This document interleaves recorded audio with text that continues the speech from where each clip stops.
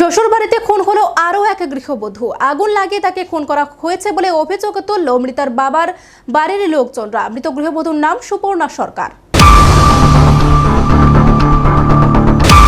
ফের একবার গৃহবধূকে পুড়িয়ে মারার অভিযোগ উঠল। অভিযোগের তীর তার শ্বশুরবাড়ির বিরুদ্ধে। 21 মে সাংসারিক ঝামেলাকে কেন্দ্র করে স্বামী ও শাশুড়ি মিলে এই গৃহবধূর শরীরে কেরোসিন ঢেলে আগুন লাগিয়ে দেয় বলে অভিযোগ। গৃহবধূর শ্বশুর বাড়ি তেলিয়ামুড়া, তার বাপের বাড়ি থইলেন্টা এলাকায়। গৃহবধূর নাম সুপর্ণা সরকার, বয়স 25 বছর। বৃহস্পতিবার সকালে জিবি হাসপাতালে চিকিৎসাধীন অবস্থায় সে মারা যায়। বর্তমান নাগরিক সভ্যতায় গার্হস্থ্য হিংসার ঘটনা দিন দিন বেড়ে চলেছে।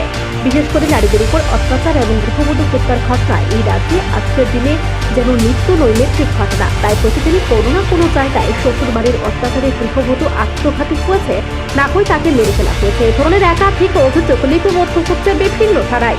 এই ঘটনাগুলোর সঙ্গে আরও একটি গৃহবধূ হত্যার ঘটনা যুক্ত হল বৃহস্পতিবার।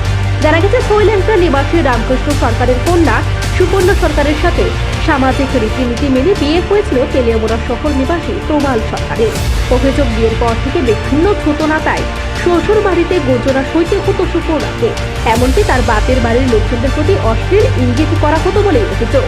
দিন দিন তার উপর শারীরিক এবং মানসিক নির্যাতন বাড়তে থাকে। 21 মে সুপর্ণার শ্বশুর বাড়িতে ঝামেলা চরম পর্যায়ে পৌঁছায়। সেই সময় সুপর্ণার গায়ে কেরোসিন ঢেলে আগুন লাগিয়ে দেওয়া হয় বলে অভিযোগ করলেন মৃতা গৃহবধূর মা। তিনি জানান, প্রতিবেশীরা এসে সুপর্ণার শরীরের গায়ের আগুন নেভায়। পরবর্তী সময়ে তাকে নিয়ে যাওয়া হয় তেলিয়ামুড়া হাসপাতালে। সেখান থেকে উন্নত চিকিৎসার জন্য তাকে সঙ্গে সঙ্গে পাঠিয়ে দেওয়া হয় আগরতলা জিবি হাসপাতালে। কিন্তু সুপর্ণার শরীরে যে আগুন লেগেছে সেই বিষয়টি তার শ্বশুরবাড়ির থেকে বাপের বাড়ির কোনো সদস্যকে জানানো হয়নি। পরে খবর পেয়ে সুপর্ণার বাপের বাড়ির লোকজন জিবিতে এসে জানতে পারেন শ্বশুর বাড়িতে সুপর্ণা অগ্নিদগ্ধা হয়েছে। জিবিতে 21 মে থেকে 6 জুন সকাল পর্যন্ত চিকিৎসাধীন ছিলেন সুপর্ণা সরকার। এদিন সকালে চিকিৎসাধীন অবস্থাতেই শেষ নিঃশ্বাস ত্যাগ করেন সুপর্ণা। তার মৃত্যুতে গভীর শোকের ছায়া নেমে এসেছে তার পরিজনদের ভেতরে। মৃতা সুপর্ণার শ্বশুরবাড়ির বিরুদ্ধে অভিযোগ, স্বামী প্রবাল এবং শাশুড়ি পরিকল্পনা মাফিক সুপর্ণাকে ধীরে ধীরে মানসিক এবং শারীরিক নির্যাতন করে শেষ পর্যন্ত তার গায়ে কেরোসিন ঢেলে আগুন লাগিয়ে তাকে খুন করেছে। এক্ষেত্রে সুপর্ণাকে ডিভোর্স দেওয়ার পরিকল্পনা ছিল স্বামী প্রবালের বলে অভিযোগ। ঘটনার পরিপ্রেক্ষিতে থানায় মামলা দায়ের করা হয়। পুলিশ মামলা নিয়ে তদন্ত জারি রেখেছে বলে জানা গেছে। সুষ্ঠু বিচার হলে এই খুনের পেছনে গভীর পরিকল্পনা সবার সামনে উঠে আসবে বলে মনে করছে সুপর্ণার বাবা, মা এবং ভাই। বৃহস্পতিবার এই ময়নাতদন্তের পর সুপর্ণার মরদেহ তুলে দেওয়া হয় তার নিকট আত্মীয়দের হাতে। জানা গেছে, ময়নাতদন্তের রিপোর্ট হাতে আসার পর পুলিশ তার পরবর্তী পদক্ষেপ নেবে।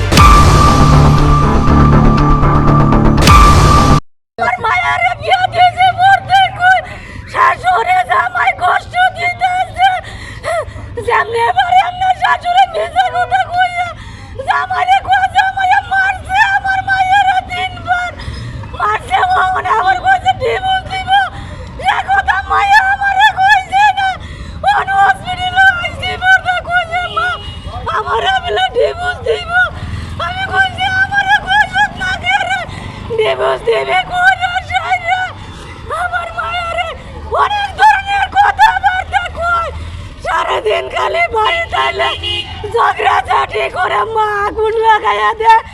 আর বুতে আমার মায়ারে যাতা গালিগালাজ করে। আমরা বলা মানুষ না, আমরা বদমাশগিরি, আমি ব্যবসাগিরি করে আইছি। আমার মায়ও ব্যবসাগিরি করতে আছে। আমার মায়া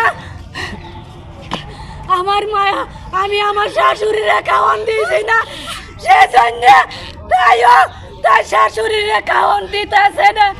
রাস্তাঘাটে বেরিয়ে সবসময় বিকালে আপ ডাউন করে কইরা ভরা প্রতিবেশীর তারা কয় যে আমার মায়া ভালো না। আগে জানছে না ভালো না, যে এখন ওখানে জানে আমরা ভালো মানুষ না।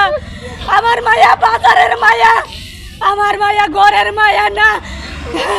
ধরনের আলাপ-আলোচনা করে পাড়া প্রতিবেশীদের কয় আমি বিয়ার মেয়েতে জিনিস ফালা দিয়েছি না।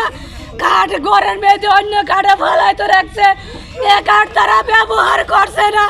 বিয়ার পরে জামাই কইছে আমি কাঠ নিতাম গা, তখনকা কইছে কাঠ আমরা নিতাম না।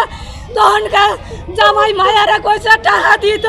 তখন আমার মায়া কইছে যে বাবু, মা টাকা দো, কিছু দিলে তোমার জামাই কাঠ বানাইব। তখন আমরা শিকার আইছি যে দেমু।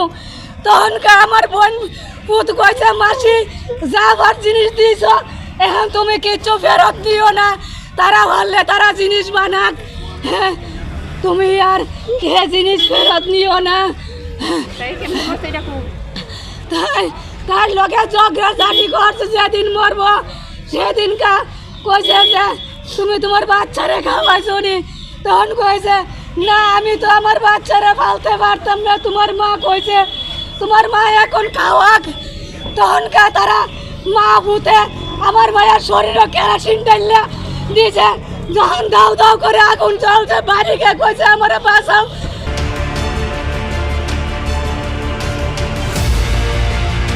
নিজস্ব প্রতিনিধি রিপোর্ট, এশিয়ান টাইমস।